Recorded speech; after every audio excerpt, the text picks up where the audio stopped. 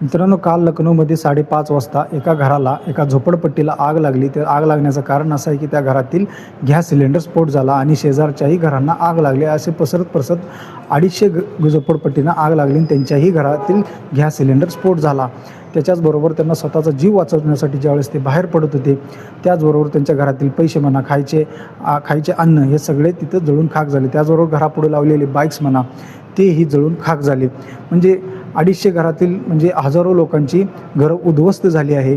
कारण त्याचबरोबर त्यांच्या तिथले खेळणारे लहान मुलं म्हणा, 2 ते 3 लहान मुलं हे जळून आगीमध्ये खाक होऊन त्यांचाही मृत्यू झाला आहे.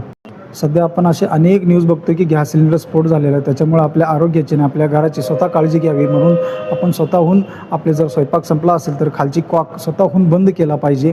त्यानंतरही आपण आपल्या घरातून बाहेर पडला पाहिजे.